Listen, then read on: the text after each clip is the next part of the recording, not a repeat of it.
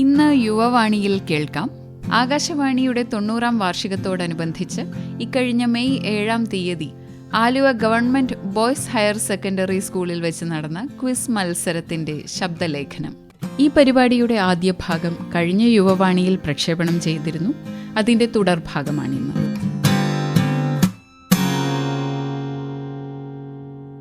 അപ്പോൾ ഇനി അടുത്ത റൗണ്ട് തുടങ്ങാൻ പോവുകയാണ്. അപ്പോൾ ഈ റൗണ്ട് മുതൽ നിങ്ങൾക്ക് ഓപ്ഷൻ ഇല്ല, ഉത്തരം മാത്രമേ ഉള്ളൂ. അപ്പോൾ ഉത്തരം പറയാൻ അറിഞ്ഞില്ലെങ്കിൽ ഉത്തരം തെറ്റിപ്പോയാൽ നമുക്ക് അടുത്ത ടീമിലേക്ക് പാസ് ഓൺ ചെയ്യും, അല്ലെങ്കിൽ നിങ്ങൾക്ക് നേരെ പാസ് പറയാം. അപ്പോൾ നമുക്ക് അടുത്ത റൗണ്ടിലേക്ക് പോവാം. അപ്പോൾ ഇപ്പോൾ നമ്മൾ സയൻസ് ആൻഡ് ടെക്നോളജി കഴിഞ്ഞു. അപ്പോൾ ഇതിൽ കൊമേഴ്സും ഹ്യൂമാനിറ്റീസും ഒക്കെ എടുത്തവർക്കൊരു വിഷമമായി. നമ്മൾ ആർട്സ് ആൻഡ് ലിറ്ററേച്ചറിലേക്കാണ് പോകുന്നത്. അപ്പോൾ എല്ലാവർക്കും വേണ്ട ഹ്യൂമാനിറ്റീസ് സബ്ജക്റ്റുകളാണ് ഇനി അടുത്തത്. അപ്പോൾ ഇതിൽ പുസ്തകം വായിക്കാൻ ഇഷ്ടമുള്ളവരുണ്ടാവും, കവിത എഴുതുന്നവരുണ്ടാവും, അല്ലെ കവിത വായിക്കുന്നവരുണ്ടാവും. അപ്പോൾ നിങ്ങൾക്ക് എല്ലാവർക്കും സന്തോഷിക്കാനായി ആർട്സ് ആൻഡ് ലിറ്ററേച്ചർ. അപ്പോൾ നമ്മൾ വീണ്ടും ടീം എയിൽ നിന്ന് സ്റ്റാർട്ട് ചെയ്യുകയാണ്. അപ്പോൾ ഈ ഒരു റൗണ്ട് മുതൽ ഓപ്ഷൻ ഇല്ല. നിങ്ങൾ ആൻസർ പറയുക, അല്ലെങ്കിൽ തെറ്റി പറയുകയാണെങ്കിലോ അല്ലെ പാസ് ചെയ്യുകയാണെങ്കിലോ അടുത്ത ടീമിലേക്ക് പോകും. അപ്പോൾ റെഡി അല്ലേ? തുടങ്ങാം. ഒരു എനർജി ഇല്ല. തുടങ്ങാം. DC ബുക്സ് കേട്ടിട്ടുണ്ടോ? DC ബുക്സ് പുസ്തകങ്ങളൊക്കെ ഇവിടെ പബ്ലിഷ് ചെയ്യുന്ന ഏറ്റവും വലിയൊരു പബ്ലിഷറാണ്. ഒത്തിരി പുസ്തകങ്ങൾ അവരുടെ കയ്യിലുണ്ട്. ഈ DC ബുക്സിലെ DC എന്താണ്? DCയുടെ ഫുൾ ഫോം. ടീമെ ഇനി ആൻസർ പറയേണ്ടതാണ്. എന്തെങ്കിലും പറയൂ. DC കേട്ടില്ല, ഒന്ന് അടുപ്പിച്ച് കുറച്ച് പറയാമോ? കോമിക്സ്. DC കോമിക്സിന്റെ ഓർമ്മയിലാണല്ലേ? ഇത് നമ്മുടെ മലയാളികളുടെ ആയിപ്പോയി. ഉത്തരം തെറ്റാണ്. നമുക്ക് അടുത്ത ആൾക്ക് കൊടുക്കേണ്ടി വരും. അപ്പൊ ടീം ബിക്ക് മൈക്ക് പാസ് ചെയ്യേണ്ടതാണ്. പാസ്. അപ്പൊ ടീം സി പാസ്സാണ്. അവർക്ക് മൈക്ക് പിടിക്കുക പോലും വേണ്ട, അടുത്ത ആൾക്ക് നേരെ കൊടുത്തു. പ്ലീസ്. അവർ ഗസ് ചെയ്യാനുള്ള ധൈര്യം കാണിച്ചുകൊണ്ട് അതൊരു പേരാണ്. അത്ര ഒരു ക്ലൂ കൂടെ തരാം. Double chart. കേട്ടില്ല. Double chart. ഓ, ഡബിൾ ചാർട്ട് എന്ന് പേരിട്ട ഒരാളെ ഞാൻ ഇതുവരെ കണ്ടിട്ടില്ല. ഓക്കെ, ഈ ആൻസർ ഡയറക്റ്റ് കോമിക്സ്. കേട്ടില്ല, ഒന്നുകൂടെ പറയൂ. Direct comics. ഓക്കെ, ഞാനതാണ് ഒരു പേരാണ് ഒരു മനുഷ്യന്റെ പേരാണ് എന്ന് പറഞ്ഞുകൊണ്ടിരുന്നത്. നമ്മൾ ഈ ക്ലിക്ക് ബൈറ്റിലേക്ക് കാണുന്നത് എന്റെ ഉത്തരം കേട്ടാൽ നിങ്ങൾ ഞെട്ടും. അപ്പൊ എഫിന് ആൻസർ പറയാമോ? ഇല്ല. ഓക്കെ, അതിന്റെ ഉത്തരം ഡൊമിനിക് ചാക്കോ എന്നാണ്. ഡൊമിനിക് ചാക്കോ കിഴക്കേമുറി എന്ന ആളാണ് DC ബുക്സ് സ്ഥാപിച്ചത്. അപ്പൊ അദ്ദേഹത്തിനെ എല്ലാവരും വിളിച്ചുകൊണ്ടിരുന്നത് DC എന്നായിരുന്നു. അപ്പൊ അദ്ദേഹം തുടങ്ങിയ ബുക്ക് ഷോപ്പിന് അദ്ദേഹം എളുപ്പത്തിലൊരു പേരിട്ടു, DC ബുക്സ്. അപ്പോൾ ഡൊമിനിക് ചാക്കോ, അതാണ് DCയുടെ പൂർണ്ണ രൂപം. ഓക്കെ, അപ്പൊ ആർക്കും പോയിന്റ് ഇല്ല. DC ബുക്സ് കൊണ്ടുപോയി. ഓക്കെ, അടുത്ത ചോദ്യം. അപ്പോൾ ഇത് സംഗീതാത്മകമായ ഒരു ചോദ്യം തന്നെ ചോദിക്കാം. കർണാടക സംഗീതം ഉണ്ടല്ലോ, കർണാടക സംഗീതത്തിൽ അടിസ്ഥാന രാഗങ്ങൾ, മേളകർത്താ രാഗങ്ങൾ എന്ന് പറയും. എത്ര എണ്ണം ഉണ്ട്? എണ്ണം 8.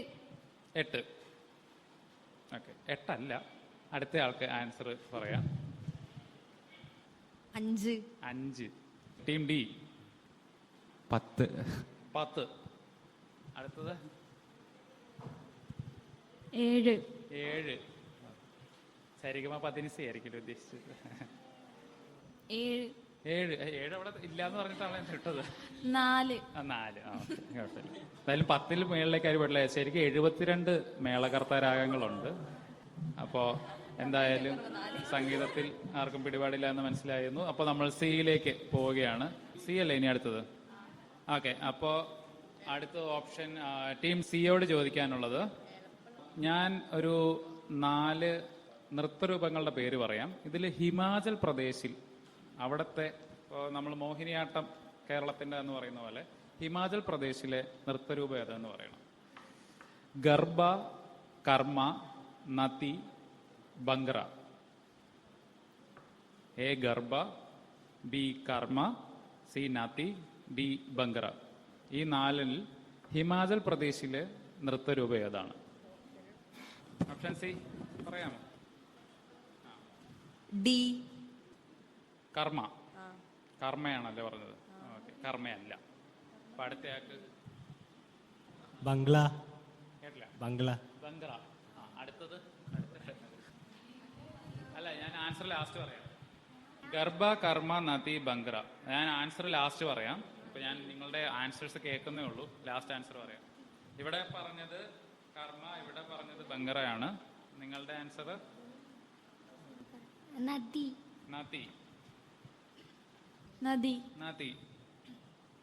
എ ഗർഭ, ബി കർമ്മ, സി നാത്തി, ഡി ബംഗറ. നാത്തി. എല്ലാവരും നാത്തിയാണല്ലോ ഇപ്പൊ പറയുന്നത്. അടുത്തത് ബി നാത്തി. എല്ലാവരും അതിൽ ഉറപ്പിച്ചു. ആ, എന്തായാലും ഉത്തരം നാത്തി തന്നെയാണ്, കറക്റ്റ് ആണ് പറഞ്ഞത്. നാത്തി പറഞ്ഞ team E, F, A, B എല്ലാവർക്കും 5 പോയിന്റ് വെച്ച് കൊടുക്കേണ്ടി വരും. അപ്പോൾ അടുത്ത ഡി. ഇപ്പൊ സിയോടായിരുന്ന ചോദ്യം, അടുത്ത ഡിയോടാണ്. ഓപ്ഷൻ ഇല്ല, ഇനി ഓപ്ഷൻ ഇല്ലാത്ത ചോദ്യമാണ്. മലയാള ഭാഷയിൽ ആദ്യം അച്ചടിച്ച പുസ്തകം ഏതാണ്? ആദ്യം രചിച്ചതല്ല, ആദ്യം അച്ചടിച്ചത്. പാസ്.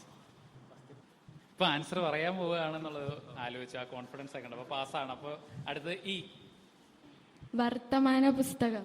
വർത്തമാന പുസ്തകം. അടുത്തെത്തി. ഫോർത്തൂസ് മലബാർക്കസ്. ഓർത്തൂസ് മലബാറിക്കസ് അല്ല, അത് പ്രിന്റ് ചെയ്തതല്ല, ആദ്യം ഇവിടെ രചിക്കപ്പെട്ടതായിരുന്നു. ക്വസ്റ്റ്യൻ: മലയാള ഭാഷയിൽ ആദ്യം അച്ചടിച്ച പുസ്തകം, അതായത് പ്രിന്റിംഗ് പ്രസ്സിൽ ആദ്യമായിട്ട് സംക്ഷേപ വേദാർത്ഥം. ശരിയാണ്.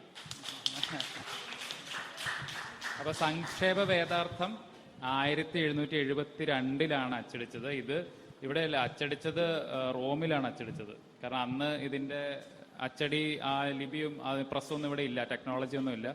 റോമിന് അച്ചടിച്ച് ഇങ്ങോട്ട് കൊണ്ടുവന്നതാണ് സംക്ഷേപ വേദാർത്ഥം. ഇതൊരു മതഗ്രന്ഥമായിട്ടായിരുന്നു. അപ്പോൾ ടീം ബി അത് കൃത്യമായി പറഞ്ഞു. അപ്പോൾ ടീം ബിക്ക് ഇപ്പോൾ 5 മാർക്ക് കൂടെ പോയിട്ടുണ്ട്. വർത്തമാന പുസ്തകം ആദ്യത്തെ യാത്രാ വിവരണ പുസ്തകമാണ്. അത് 1785 പിന്നെയും ഒരു 13 കൊല്ലം കഴിഞ്ഞിട്ടാണ് ഈ വർത്തമാന പുസ്തകം രചിച്ചത്. അപ്പോൾ അടുത്തത് ഇനി വരുന്നത് ടീം ഇയോടല്ലേ? ടീം ഇയോടുള്ള ചോദ്യം. നമുക്ക് എപ്പിക്സ്, ഇതിഹാസം ഉണ്ടല്ലേ, നമുക്ക് കുറെ ഇതിഹാസങ്ങളുണ്ട്, ചിലതൊക്കെ വായിച്ചിട്ടുണ്ടാവും. അപ്പൊ ലോകത്തിലെ ഏറ്റവും വലിയ ഇതിഹാസം ഏതാണ്? ഖസാക്കിന്റെ ഇതിഹാസം. എന്റെ ദൈവമേ. പാസ്. പാസ്. ഇത്ര ആലോചിച്ച് കഴിഞ്ഞപ്പോൾ ഞാൻ അവർക്ക് എന്തെങ്കിലുമൊക്കെ പറയുന്നു. ഇല്ല, ആ കടുത്ത് വാർ ആൻഡ് ലവ്. പോരട്ടെ ടീമേ, നിങ്ങൾക്ക് തിരിച്ചു വരാനുള്ള ഒരു അവസരമാണിത്. അറിയാവുന്ന ഒരു ഇതിഹാസത്തിന്റെ പേരെങ്ങ് പറ. മഹാഭാരതം. മഹാഭാരതം. ഏക ഒരു കയ്യടി കൊടുക്കണം. ഇത്ര ആലോചിച്ചെടുത്തതാണ്. അപ്പൊ നമ്മുടെ ഇന്ത്യയിലാണ് ഏറ്റവും വലിയ ഇതിഹാസം രചിക്കപ്പെട്ടിട്ടുള്ളത്. കാരണം അത് അത്രയും വലുതാണ്. ബാക്കി ഒഡീസി, ഇലിയഡ്, ഹോമർ ഇതെല്ലാം കവിതകളാണ്, പോയംസ് ആണ്, എപ്പിക് പോയംസ് ആണ്. ഇതിന്റെയൊക്കെ എത്രയോ ഇരട്ടി വലുപ്പമുണ്ട് നമ്മുടെ മഹാഭാരതത്തിന്. അപ്പൊ മഹാഭാരതം, ആർക്കും മഹാഭാരതം വന്നില്ല, ഖസാക്കിന്റെ ഇതിഹാസം വരെ എത്തിയുള്ളൂ. അത് കഴിഞ്ഞിട്ടുള്ള ഇതിഹാസങ്ങളൊന്നും വന്നില്ല. അപ്പൊ നമ്മൾ അവസാന ചോദ്യം ചോദിക്കാൻ പോവുകയാണ്. ഇപ്പൊ എന്തായാലും നിങ്ങൾ കവിതകളൊക്കെ പഠിച്ചിട്ടുണ്ടാവുമല്ലോ അല്ലെ? 10ാം ക്ലാസ് വരെയെങ്കിലും പഠിച്ചിട്ടുണ്ടാവുമല്ലോ അല്ലെ? മലയാളം കവിതകൾ. അപ്പൊ അതില് ശബ്ദസുന്ദരൻ എന്ന പേരിൽ അറിയപ്പെട്ടിരുന്ന മലയാള കവി ആരാണ്? ഇടശ്ശേരി അല്ല. ഇപ്പോ ടീം എക്ക് മൈക്ക് പോവുകയാണ്. ശബ്ദസുന്ദരൻ എന്നറിയപ്പെട്ടിരുന്ന മലയാള കവി ശബ്ദസുന്ദരനാണ്. കാണാൻ സുന്ദരനാണ് അല്ലയോ എന്ന് നമുക്കറിയില്ല. അദ്ദേഹം വളരെ നല്ല വാക്കുകൾ, നല്ല പദങ്ങൾ ഉപയോഗിച്ചാണ് കവിതകൾ എഴുതിയിരുന്നത്. കുഞ്ചൻ നമ്പ്യാർ അല്ല. അടുത്ത ആൾക്ക് ടീം ബി. മൈക്കിലെന്ന് പറയോ? കുമാരനാശാനുമല്ല. Team C. പറഞ്ഞോളൂ, കുഴപ്പമില്ല. വള്ളത്തോളാണ്. വള്ളത്തോളിന്റെ പൂർണ്ണ വള്ളത്തോൾ നാരായണ മേനോൻ. ഓക്കെ. അപ്പൊ വെള്ളത്തോൾ. അപ്പോ ടീം സിക്ക് 5 പോയിന്റ്. ഓക്കെ. അപ്പോ നമ്മൾ ഇത് കേട്ടിട്ടുണ്ടാവില്ലേ, ആശാൻ ആശയ ഗംഭീരൻ ഉള്ളൂർ ഉജ്ജ്വല ശബ്ദാഠ്യൻ എന്നുള്ള ഇതിന്റെ അവസാനത്തെ വരി അതാണ്, വെള്ളത്തോൾ ശബ്ദസുന്ദരൻ. വെള്ളത്തോളിന്റെ എന്തെങ്കിലുമൊക്കെ നിങ്ങൾ പഠിച്ചിട്ടുണ്ടാവും, പോരാ നാളിലോ എന്തെങ്കിലുമൊക്കെ പഠിച്ചിട്ടുണ്ടാവും. അപ്പോൾ നമ്മൾ ആർട്സ് ആൻഡ് ലിറ്ററേച്ചറും കഴിഞ്ഞിരിക്കുകയാണ്. 3 റൗണ്ടുകൾ കഴിഞ്ഞു. ഇനി അവസാന റൗണ്ടിലേക്കാണ് പോകാൻ പോകുന്നത്. അപ്പൊ അവസാന റൗണ്ടിലും ഇതേ നിയമങ്ങളാണ്. നമുക്ക് ഓപ്ഷൻസ് ഇല്ല, പാസിംഗ് ആണ്. അപ്പോൾ തെറ്റുത്തരം പറഞ്ഞാലോ അല്ലെങ്കിൽ പറയാൻ അറിയില്ല, ആൻസർ അറിയില്ലെങ്കിൽ അടുത്തയാൾക്ക് കൊടുക്കണം. അപ്പോൾ നമ്മൾ ഇപ്പോൾ ഇത്തവണ എയിൽ നിന്നാണ് സ്റ്റാർട്ട് ചെയ്തത്. അപ്പോൾ തിരിച്ച് ഇയിലേക്ക് വരികയാണ്, ഇയിൽ നിന്ന് തിരിച്ച്. അപ്പോൾ ലാസ്റ്റ് റൗണ്ടിലേക്ക് പോവാം. ഇതുവരെ എല്ലാം ഓക്കെ അല്ലേ? ആ ഓക്കെ. അപ്പോൾ നമ്മൾ ലാസ്റ്റ് റൗണ്ട് ആകാശവാണിയാണ്. ആകാശവാണി ഓൾ ഇന്ത്യ റേഡിയോയെ കുറിച്ചിട്ടുള്ള പല വിവരങ്ങളാണ് ചോദിക്കാൻ പോകുന്നത്. അപ്പോൾ നിങ്ങൾക്ക് ആകാശവാണിയെ കുറിച്ചിട്ടുള്ള എത്രയൊക്കെ വിവരമുണ്ട് എന്ന് നമുക്ക് പരീക്ഷിക്കാം. ഒന്നാമത്തെ ചോദ്യം വളരെ എളുപ്പമുള്ള ചോദ്യമാണ്, നിങ്ങളത് പലപ്പോഴായിട്ട് കേട്ടിട്ടുണ്ടാവും. നമ്മുടെ പ്രധാനമന്ത്രിയുടെ പേര്. അതല്ല ചോദ്യം, അറിയാമല്ലോ അല്ലേ? എന്ന് പറഞ്ഞോളൂ. നരേന്ദ്രമോദി. അപ്പൊ പ്രധാനമന്ത്രി ശ്രീ നരേന്ദ്രമോദി ആകാശവാണിയിലൂടെ പ്രക്ഷേപണം ചെയ്യുന്ന ഒരു പ്രതിമാസ പരിപാടിയുണ്ട്. ആ പരിപാടിയുടെ പേരെന്താണ്? മൻ കി ബാത്. മൻ കി ബാത്. ക്യാ ബാത്ത്. അപ്പോ തന്നെ അവർ പറഞ്ഞു. അപ്പൊ മൻ കി ബാത് മാസത്തിൽ എപ്പോഴാണ് പ്രക്ഷേപണം ചെയ്യുന്നതെന്നറിയോ? എല്ലാ അവസാന ഞായറാഴ്ചകളിലും രാവിലെ 11 മണിക്കാണ് അദ്ദേഹം പ്രക്ഷേപണം ചെയ്യുന്നത്. അപ്പൊ അദ്ദേഹത്തിന്റെ ഒറിജിനൽ പോഡ്കാസ്റ്റ് ഹിന്ദിയിലും ഇംഗ്ലീഷിലും ആയിരിക്കും. അതിന് 11 മണി കഴിഞ്ഞ് ഏതാണ്ട് അരമണിക്കൂറാണ്. 11:30 ആകുമ്പോൾ തന്നെ ഞങ്ങളത് മലയാളത്തിലും അപ്പം തന്നെ പരിഭാഷപ്പെടുത്തി കൊടുക്കും. എന്നിട്ട് അതിന്റെ പുനഃപ്രക്ഷേപണം രാത്രി 8 മണിക്കും കേൾക്കാം. അപ്പൊ ഇനി അടുത്ത തവണ മൻ കി ബാത്ത് വരുമ്പോൾ നിങ്ങൾ കേൾക്കാൻ ശ്രമിക്കണേ. ആകാശവാണി ട്യൂൺ ചെയ്താൽ മതി. ഓക്കെ. അപ്പൊ മൻ കി ബാത്തിൽ നിന്ന് നമ്മൾ പോകുന്നത് ലക്ഷദ്വീപിലേക്കാണ്. ലക്ഷദ്വീപ് അറിയാലോ.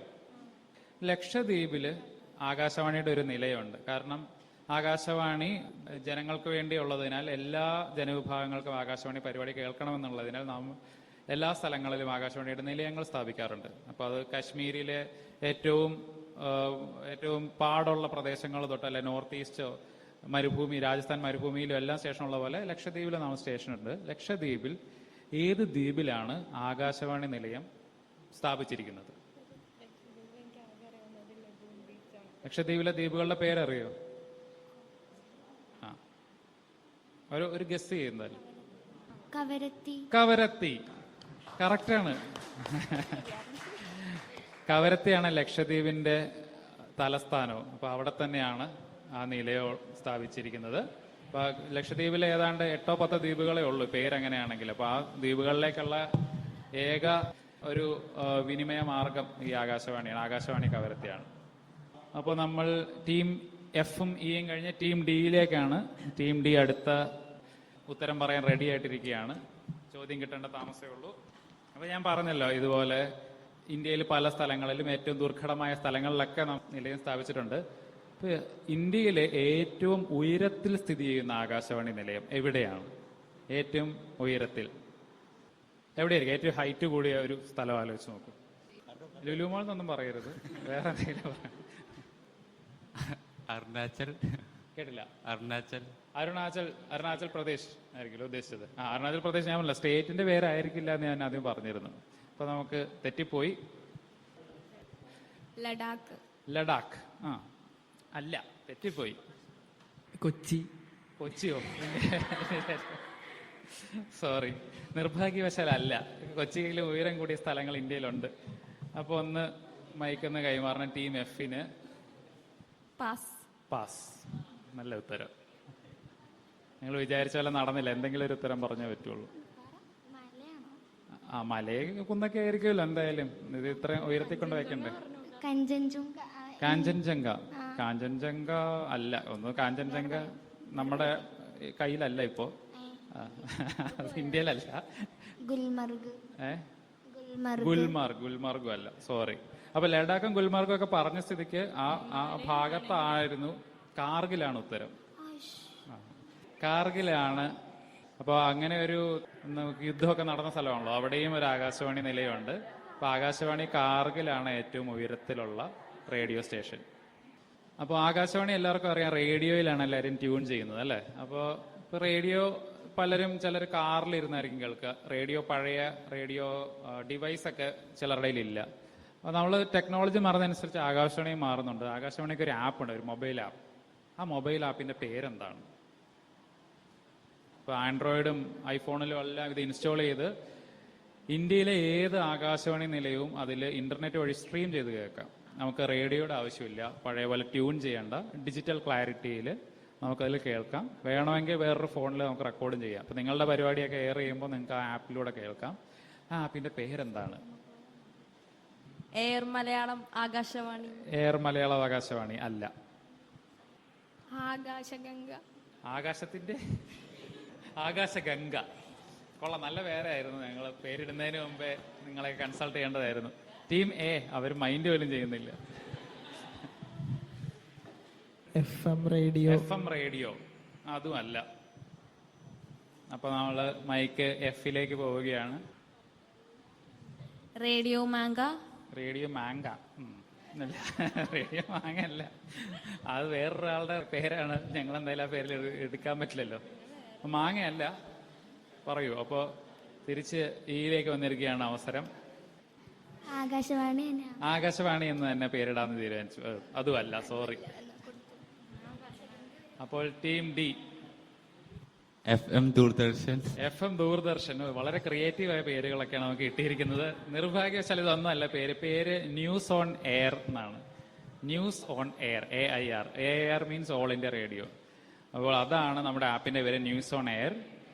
അങ്ങനെ ടീം സിയോടല്ലായിരുന്നു ഇപ്പോൾ ചോദ്യം വന്നത്. അപ്പൊ ടീം ബിയോടാണ് അടുത്ത ചോദ്യം. കുറച്ച് എളുപ്പമുള്ള ചോദ്യമാണ്, നമുക്ക് അറിയായിരിക്കും ചിലപ്പോൾ. കേരളത്തിൽ എത്ര ആകാശവാണി റേഡിയോ നിലയങ്ങളുണ്ട്? നിലയങ്ങളാണ് ചോദിച്ചാൽ എവിടെയൊക്കെയാണ് കേരളത്തിൽ ആകാശവാണി നിലയങ്ങളുള്ളത്? 2 അല്ല. 14. ഓരോ ജില്ലയിലും ഓരോ നിലയിരിക്കട്ടെ എന്ന് വിചാരിച്ചു. 14 അല്ല. പാസ്. ഓ, നല്ലൊരു നമ്പർ പറയായിരുന്നു.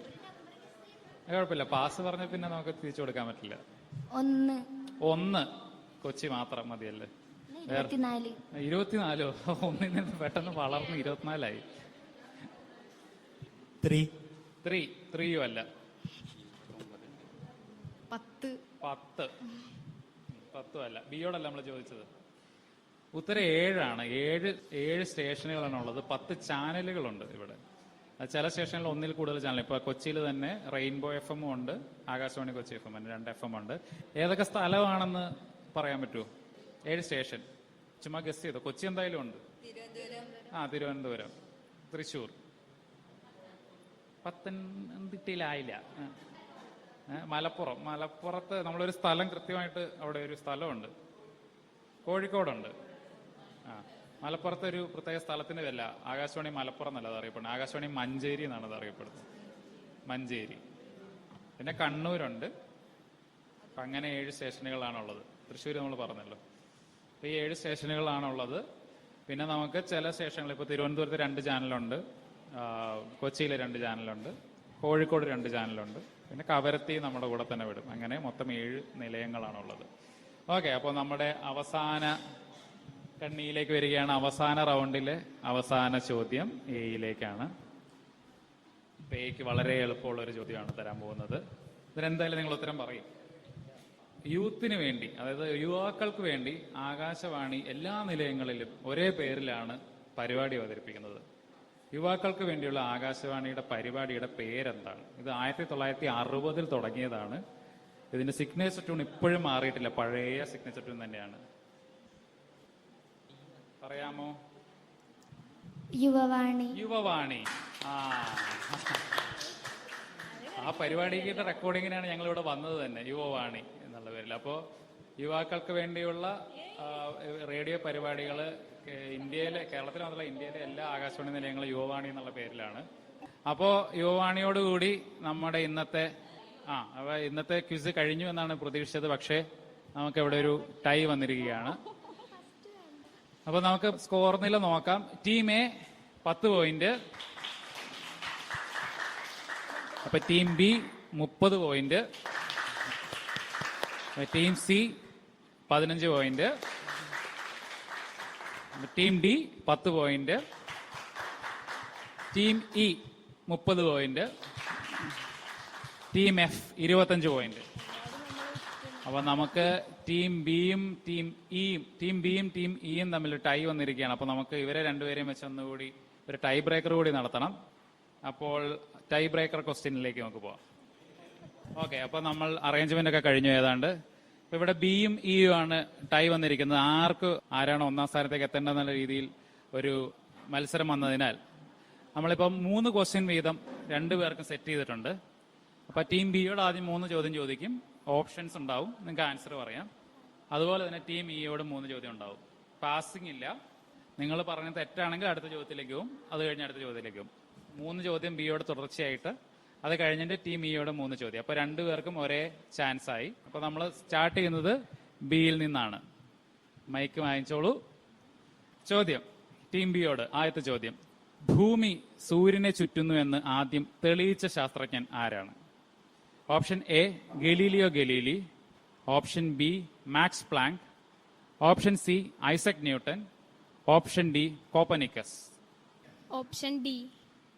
ഓപ്ഷൻ ഡി കോപ്പർനിക്കസ് ആണ്. ശരിയാണ്. അപ്പൊ അദ്ദേഹമാണ് ഇത് സിദ്ധാന്തത്തിലൂടെ തെളിയിച്ചത്. പിന്നെ അത് ഗലീലിയോ ഗലീലി ടെലിസ്കോപ്പ് വെച്ചിട്ട് ശരിയാണെന്ന് അദ്ദേഹം പ്രാക്ടിക്കലിയും കൂടെ തെളിയിച്ചു. അടുത്തത് ഓപ്ഷൻ ബിയുടെ രണ്ടാമത്തെ ചോദ്യം. പീരിയോഡിക് ടേബിൾ, ആവർത്തന പട്ടിക, ഇത് കണ്ടുപിടിച്ച ശാസ്ത്രജ്ഞൻ ആരാണ്? A John Newland, B Dmitri Mendeleev, C Lothar Meyer, option D Ernest Rutherford. B Mendeleev, Dmitri Mendeleev. ശരിയാണ്. ഇനി പറയുന്നവയിൽ പഞ്ചവാദ്യങ്ങളിൽ പെടാത്തത് ഏതാണ്? എ തിമില, ബി മദ്ദളം, സി ഇലത്താളം, ഡി ചെണ്ട. ബി മദ്ദളം. ബി മദ്ദളം തെറ്റിപ്പോയി. മദ്ദളം പഞ്ചവാദ്യത്തിലുണ്ട്, ചെണ്ടയാണ് ഇല്ലാത്തത്. ചെണ്ടയില്ല, പഞ്ചവാദ്യത്തിൽ ചെണ്ടയില്ല. അപ്പോൾ അടുത്ത കടുത്ത മത്സരാർത്ഥി ടീം ഇ. ടീം ഇയോടുള്ള 3 ചോദ്യത്തിലെ ആദ്യത്തെ ചോദ്യം. ഇന്ത്യയിൽ ദുരന്ത സംബന്ധമായ അറിയിപ്പുകൾ മുൻകൂട്ടി അറിയിക്കുന്നതിനായി അവതരിപ്പിച്ച സംവിധാനം ഏത്? അതായത് എന്തെങ്കിലുമുള്ള നാച്ചുറൽ കലാമിറ്റി വന്നാൽ അതിനെതിരെയുള്ള അറിയിപ്പുകൾ കൊടുക്കുന്ന ആ സംവിധാനത്തിന്റെ പേരെന്ത്?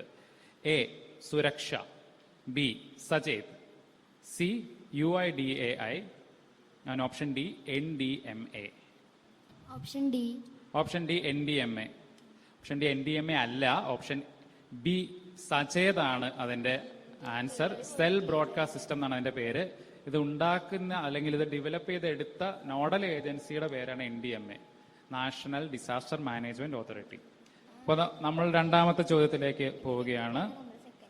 പ്രപഞ്ചം, അതായത് യൂണിവേഴ്സ് ഒരു കോൺസ്റ്റന്റ് അല്ലാതെ വികസിച്ചുകൊണ്ടിരിക്കുകയാണ്, എക്സ്പാൻഡിങ് യൂണിവേഴ്സ് എന്ന് ആദ്യം നിരീക്ഷണത്തിലൂടെ സ്ഥിരീകരിച്ചത് ആരാണ്?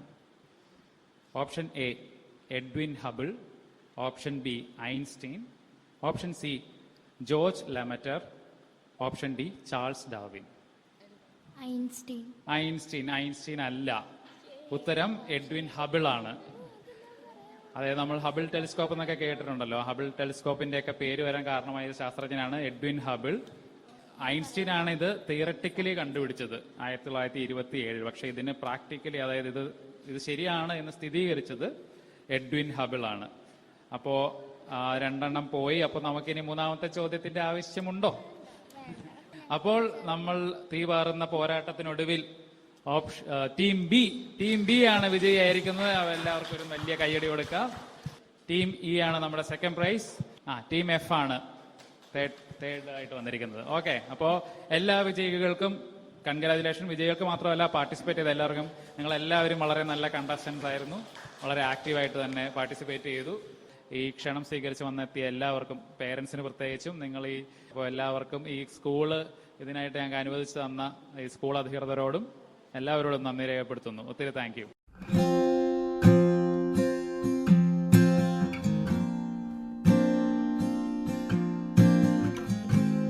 ശ്രോതാക്കൾ ഇതുവരെ കേട്ടത് ആകാശവാണിയുടെ 90ാം വാർഷികത്തോടനുബന്ധിച്ച് ഇക്കഴിഞ്ഞ മെയ് 7-ാം തീയതി Aluva government boys higher secondary സ്കൂളിൽ വെച്ച് നടന്ന ക്വിസ് മത്സരത്തിന്റെ ശബ്ദലേഖനം.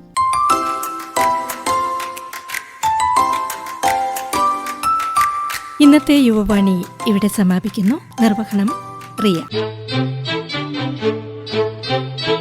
യുവവാണി സമാപിക്കുന്നു.